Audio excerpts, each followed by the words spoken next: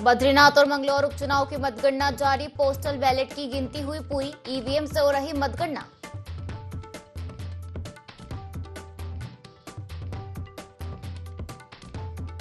SDG की कसौटी पर खरा उतरा उत्तराखंड। देश में आया अव्वल। सीएम धामी ने जताई खुशी।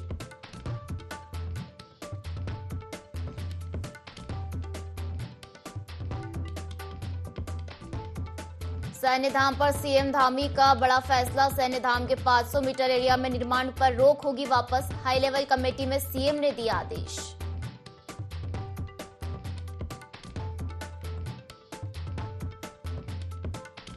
लक्सर के खानपुर में विजिलेंस की बड़ी कार्रवाई। खंड शिक्षा अधिकारी को 10,000 की रिश्वत लेते हुए विजिलेंस ने किया गिरफ्तार। शिक्षक को क्लीन चिट देने के नाम पर मांगी थी रिश्वत।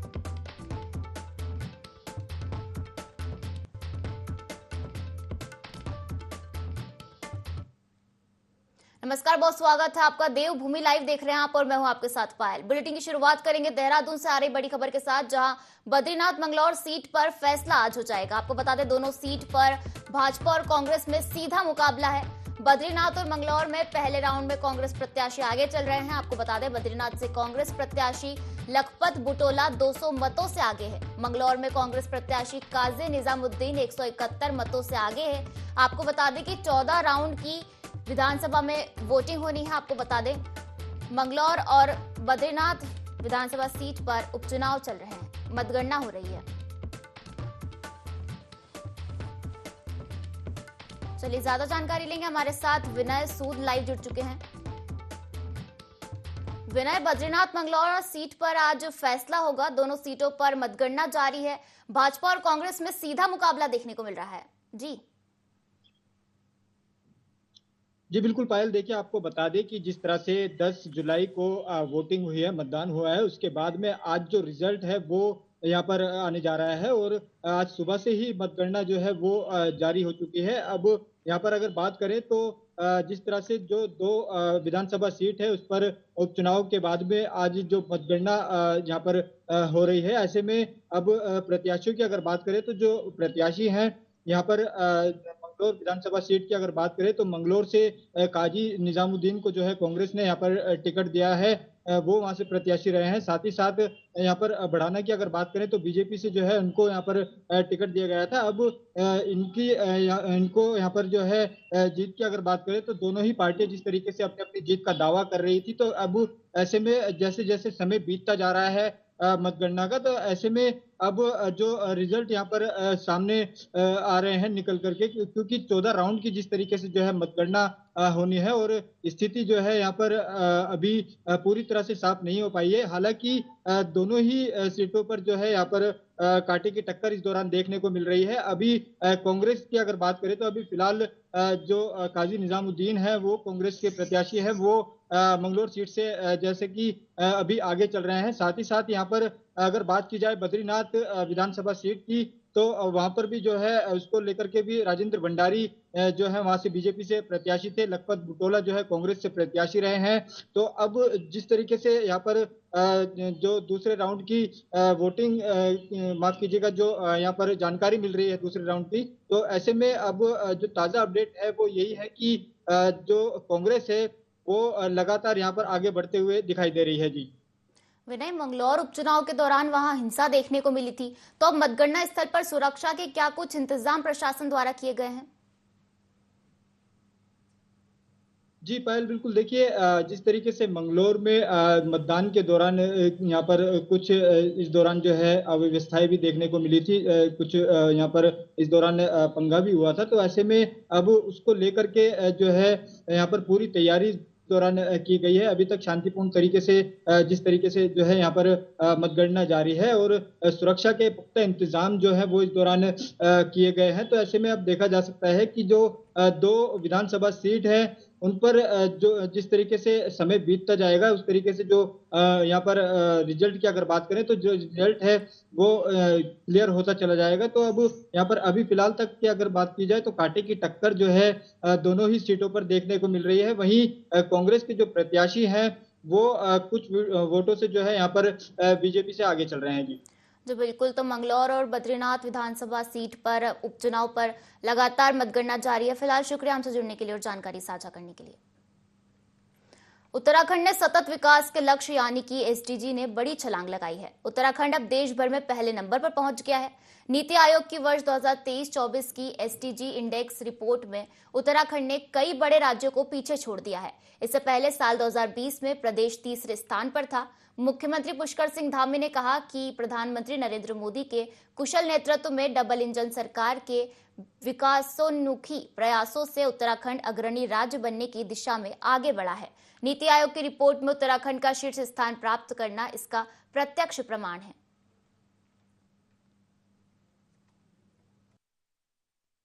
हमारे लिए बहुत ही उत्साहवर्धक है कि सतत विकास लक्ष्यों के प्राप्ति में उत्तराखंड हिंदुस्तान के श्रेष्ठ राज्यों में पहले नंबर के राज्यों में आया है।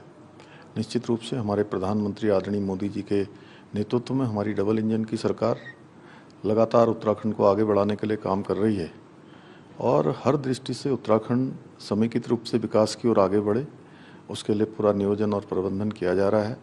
इसके साथ साथ आदरणीय प्रधानमंत्री जी ने जो बाबा केदार की भूमि से कहा था कि 21वीं सदी का तीसरा दशक उत्तराखंड का दशक होगा, ये आंकड़े बताते हैं कि हमारा राज्य उस दिशा में आगे बढ़ रहा है। मैं प्रदेशवासियों को सबको बधाई देता हूँ। मुख्यमंत्री पुष्कर सिंह धामी ने सैन्य धाम के निर्माण में हो रही देरी को असंतोषजनक बताते हुए 15 अक्टूबर तक इसका निर्माण पूर्ण करने के निर्देश दिए हैं। उन्होंने इसके लिए 94 करोड़ की धनराशि के अंतर्गत ही निर्माण कार्य संपन्न कराने के भी निर्देश दिए। बता दें कि सीएम धामी ने सचिवालय में सैन्य धाम निर्माण के संबंध में आयोजित उच्च स्तरीय समिति की बैठक की अध्यक्षता करते हुए इस कार्य में अब और अधिक विलंब न हो, इसके लिए सैनिक कल्याण मंत्री को सैन्य विभाग के निर्माण कार्यों का निरंतर अनुश्रवण करने के निर्देश दिए।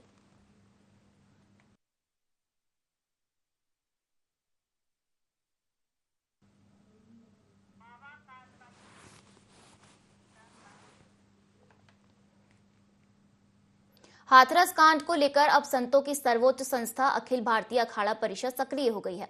अखिल भारतीय अखाड़ा परिषद ऐसे बाबाओं पर कार्रवाई करने की तैयारी कर रही है। इसको लेकर अखाड़ा परिषद 18 जुलाई को सभी अखाड़ों की एक बैठक प्रयागराज में कराने जा रहा है। इसमें सभी अखाड़ा के पदाधिकारी आपस में चर्चा करके ऐसे बाबाओं पर प्रतिबंध लगाने और प्रयागराज कुंभ मेले में जगह नहीं होने देने का प्रस्ताव पारित करेंगे। परिषद के अध्यक्ष श्रीमंत रविंद्र पुरी का कहना है कि इस समय ऐसे लोगों की बाढ़ आई हुई है। कई अखाड़ों के व्यक्ति हैं जो सनातन के विरोध में काम कर रहे हैं, इसलिए उन सब पर कार्रवाई करना बहुत आवश्यक है।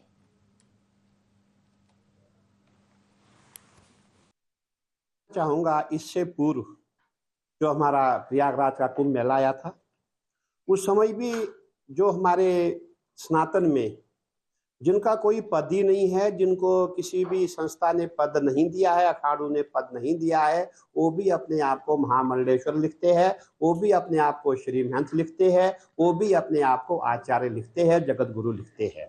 इसीलिए हमने ये विचार किया है, अभी 18 तारीख को हम जितने भी अखाड़े, समस्त अखाड़े प्रयागराज में बैठेंगे और हमें ये चिंतन करना है, जितने भी ये लोग हैं, जो फेक लोग हैं, जो फर्जी लोग हैं, इनको प्रयागराज के कुंभ के मेले में जगह न मिले।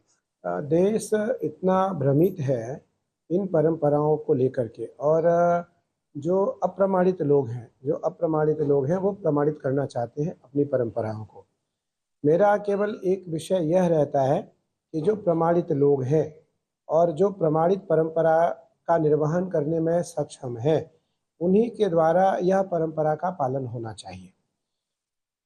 हाथरस की घटना हो, ये करीबन 1, 2, 3 दशक से ऐसे लोग हमारे देश में आ रहे हैं जिनके कारण सनातन परंपरा निरंतर लज्जित होती जा रही है। इसलिए मुझे लगता है कि यह अखाड़ा परिषद से पारित होना चाहिए। पूर्व में भी हमारे अखाड़ा परिषद के द्वारा ऐसे जो फर्जी संत या स्वयंभू संत जो अपने आप को कहकर समाज को भ्रमित करने का काम करते हैं और समाज से लूटपाट करने का काम करते हैं, ये इस प्रकार के, चाहे वो कुछ तंत्र के नाम पर या कि ठगी विद्या जो चला रहे हैं, संत समाज उनका बहिष्कार कर रहा है। निश्चित रूप से अखाड़ा परिषद इस पर विचार कर रहा है और जल्द ही अखाड़ा परिषद भी और संतों के द्वारा ऐसे लोगों को समाज से बहिष्कृत किया जाएगा। वास्तव में अगर कोई भी अगर ऐसे रावणों को बाबा कहने लगेगा, रावण ने भी तो साधु का वेश रख लिया था, और दुर्भाग्य से इस आदमी का तो साधु का वेश भी नहीं है।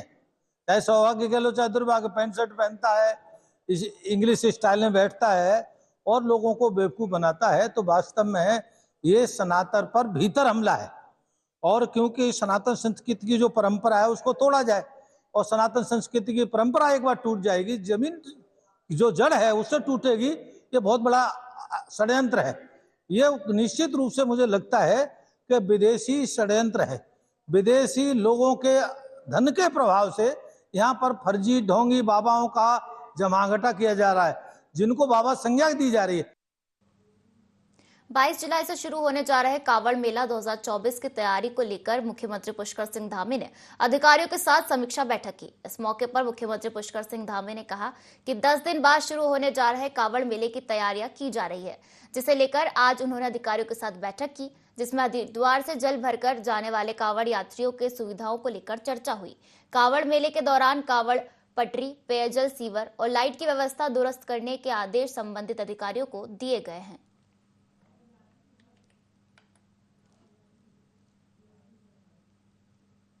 मेला हमारा बहुत बड़ा मेला है और पूरे भारत भर के लोग, पूरे देश के लोग इस कांवड़ मेले में आते हैं।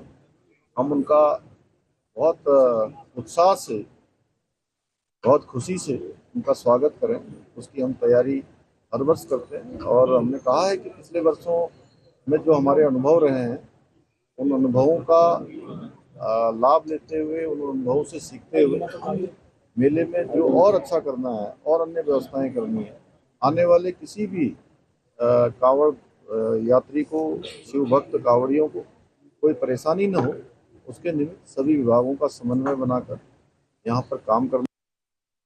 उत्तराखंड में यूसीसी कानून अक्टूबर तक लागू करने की तैयारी तेज कर दी गई है। नियम एवं क्रियान्वयन समिति के अध्यक्ष शत्रुघ्न सिंह ने विशेषज्ञ समिति समान नागरिक संहिता उत्तराखंड की रिपोर्ट जारी की।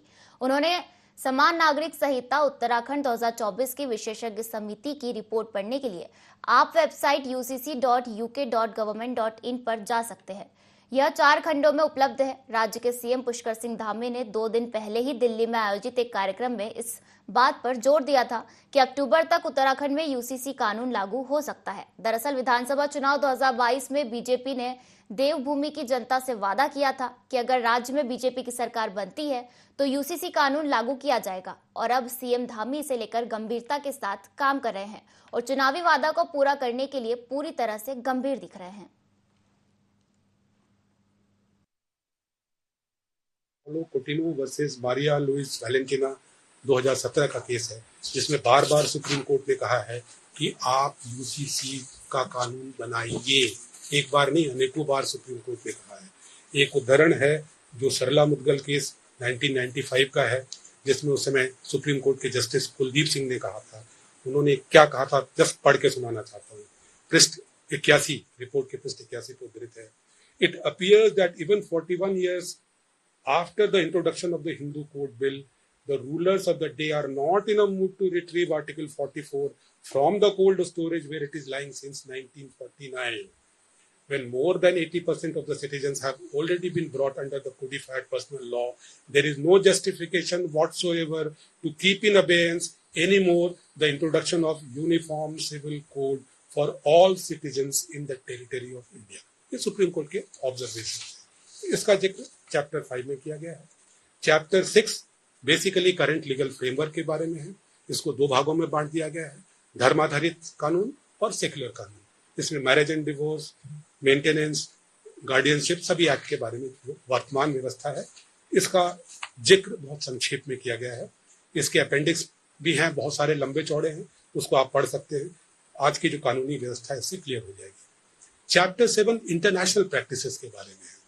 चैप्टर 7 में ये लिखा गया है कि समिति ने 12 देशों की फैमिली लॉज के बारे में जानकारी प्राप्त की। ये 12 देश हैं: Turkey, Saudi Arabia, Azerbaijan, Nepal, France, Germany, Japan, USA, Canada, Australia, Bangladesh और इंडोनेशिया। इसमें एक दो केवल आपके का ध्यान आकर्षित करना चाहूंगा। एक मोटी बात यह है कि जो यूनिफॉर्म सिविल कोड की बात है, मॉडर्न टाइम में, पुरानी बात छोड़ दीजिए, मॉडर्न टाइम में पहली बार फ्रांस में इसको नेपोलियन लेके आए थे। उन्होंने सन 1804 में फ्रांस में यूनिफॉर्म सिविल कोड लागू किया था। उत्तराखंड में जल्द ही समान नागरिक संहिता कानून लागू होने वाला है। गठित टीम ने इसे लेकर रिपोर्ट जारी कर दी है। वहीं इस पर विपक्ष लगातार सवाल खड़े कर रहा है। कांग्रेस प्रदेश अध्यक्ष करण माहरा ने कहा कि यूसीसी से प्रदेश में कोई फर्क नहीं पड़ेगा। यह केवल लोगों की आंखों में धूल झोंकने वाली बात है। जनता से जुड़े मुद्दों पर सरकार का कोई ध्यान नहीं है। इधर उधर की बातें कर सरकार जनता का ध्यान भटकाने का काम कर रही है।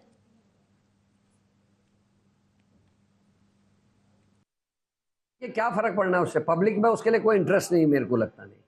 ये केवल और केवल लोगों की आंखों में धूल झोंकने का काम है।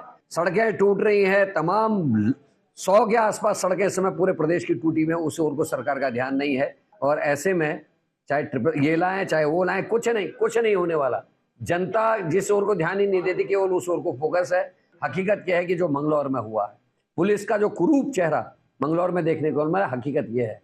यूसीसी लाएंगे और मंगलौर करेंगे तो फायदा क्या है? लोकसभा चुनाव में मिली जीत के बाद जहां भाजपा मतदाताओं का आभार व्यक्त कर रही है, तो वहीं डोईवाला विधानसभा में भाजपा कार्यकर्ताओं द्वारा मतदाता अभिनंदन कार्यक्रम का आयोजन किया गया। कार्यक्रम में नवनिर्वाचित हरिद्वार सांसद त्रिवेंद्र सिंह रावत के साथ डोईवाला विधायक ब्रजभूषण गोरेला ने पहुंचकर लोकसभा चुनाव में विजय बनाने पर और देश में तीसरी बार एनडीए की सरकार बनने पर मंडल के कार्यकर्ताओं, बूथ के कार्यकर्ताओं व शक्ति केंद्र संयोजकों को सम्मानित किया। कार्यक्रम के दौरान जम्मू कश्मीर के कठुआ में आतंकी हमले में शहीद हुए उत्तराखंड के वीर शहीदों को मौन रखकर श्रद्धांजलि दी गई। इस दौरान पूर्व मुख्यमंत्री व हरिद्वार सांसद त्रिवेंद्र सिंह रावत ने कहा कि भारतीय जनता पार्टी हमेशा से ही मतदाताओं और कार्यकर्ताओं का सम्मान करती आई है। सुरक्षा के लिए अपने जीवन का उत्सर्ग किया है, बलिदान किया है, और ये हम सब का नैतिक जिम्मेदारी है कि हम उनको श्रद्धा सुमन अर्पित करें। उनके जो परिवारजन हैं उनको जाकर के ढांढस बंधाने का काम करें।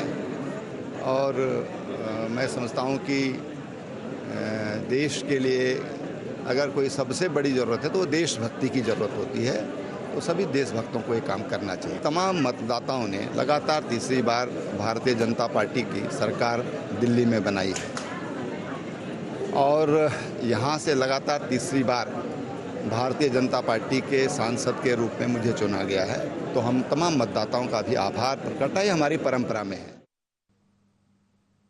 खबर देहरादून से है, जहां उत्तराखंड की 2 विधानसभा मंगलौर और बद्रीनाथ विधानसभा में चुनाव संपन्न हो गए हैं। मंगलौर विधानसभा के उपचुनाव में 67.24% मतदान हुआ है और बद्रीनाथ सीट पर 51.43% मतदान हुआ। वहीं अब राजनीतिक पार्टियों ने उत्तराखंड की इन दोनों सीटों पर जीत के दावे किए हैं। आपको बता दें, बीजेपी विधायक विनोद चमोली ने कहा कि हम उत्तराखंड की दोनों विधानसभा सीट जीत रहे हैं और खासकर मंगलौर सीट पर हम प्रचंड जीत हासिल करने जा रहे हैं।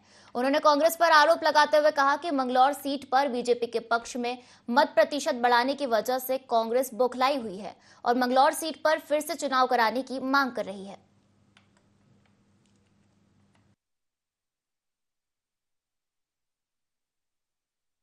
दोनों चुनाव संपन्न हुए, जो सूचनाएं हमारे पास है तो भारतीय जनता पार्टी दोनों सीटों को जीतने की स्थिति में है। बद्रीनाथ सीट तो हम जीत ही रहे हैं, लेकिन मैंगलोर एक ऐसी सीट थी जिसमें प्रतिस्पर्धा ज्यादा थी और वो भी कल शाम आते आते भारतीय जनता पार्टी के पक्ष में मतदान हुआ है। और आप देख रहे हैं कि तमाम मीडिया और तमाम माध्यम से कांग्रेस मांग करे कि पुनः मतदान कराया जाए।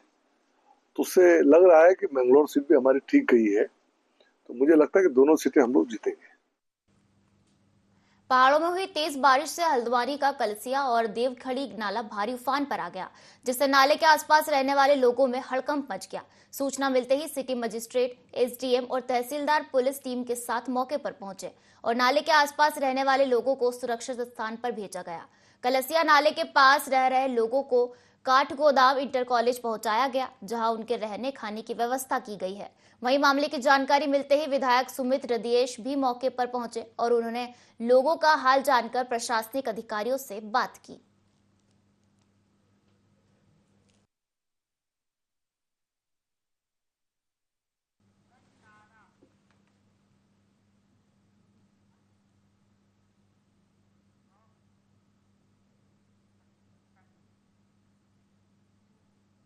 उत्तराखंड के जोशीमठ के प्रवेश द्वार चुंगी धार में बद्रीनाथ हाईवे पिछले 3 दिनों से बाधित था, जिसे कड़ी मशक्कत के बाद बीआरओ ने पैदल आवाजाही के लिए खोल दिया है, जिससे यात्रियों को चेहरे खुशी से खिल उठे हैं। इस दौरान बद्रीनाथ से दर्शन कर लौट रहे फंसे यात्रियों के लिए सेना ने विशाल भंडारा लगाया। बता दें कि लगातार लैंडस्लाइड से मार्ग 3 दिन से बाधित था और यात्री फंसे हुए थे।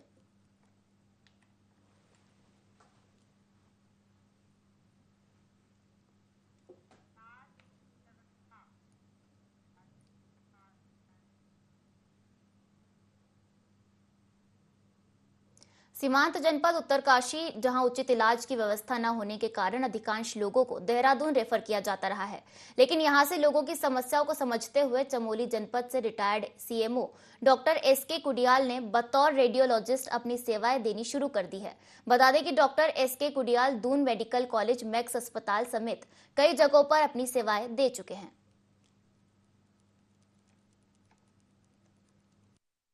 रिटायर हो जाए तो उसको उसी बंधन में नहीं बंधना चाहिए, जैसे कहते हैं माया जाल। फिर मैं रिटायर हुआ, फिर मैंने जो है 6-7 महीने मैक्स में काम किया, वहाँ 8 घंटे काम कर रहा हूँ। फिर मुझे लगा कि डॉक्टर को ऐसी जगह जाना चाहिए जहाँ पे उसकी ज़रूरत हो, रिटायरमेंट के बाद खास तौर पे।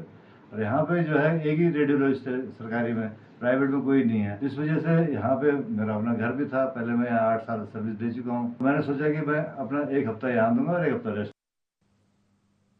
इस्पात फैक्ट्री में भट्टी के पास काम कर रहे 5 मजदूर झुलस गए, जिससे फैक्ट्री में हड़कंप मच गया। वहीं आनन फानन में फैक्ट्री प्रबंधन द्वारा घायलों को उपचार के लिए निजी अस्पताल में ले जाया गया, जहां घायलों का उपचार किया जा रहा है। बता दें कि बाजपुर के सुल्तानपुर पट्टी के समीप ग्राम पिपलिया में स्थित उत्तरांचल इस्पात फैक्ट्री में कर्मचारी काम कर रहे थे।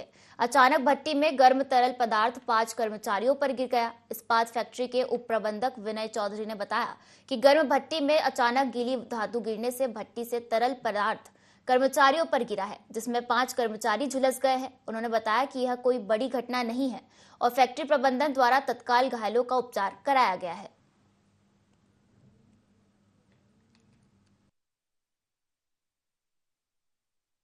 पांच लोग घायल हैं, 2 का थोड़ा पीठ पे लगा है माल छटक के, और 3 नॉर्मल है, कोई ऐसा रूटीन है, इसमें कोई बहुत बड़ी दुर्घटना नहीं कहेंगे। गर्म भट्टी थी, कुछ गीला कोई पीस उसमें चला गया, मिस हैंडलिंग कही है या ऊपर से गिरा।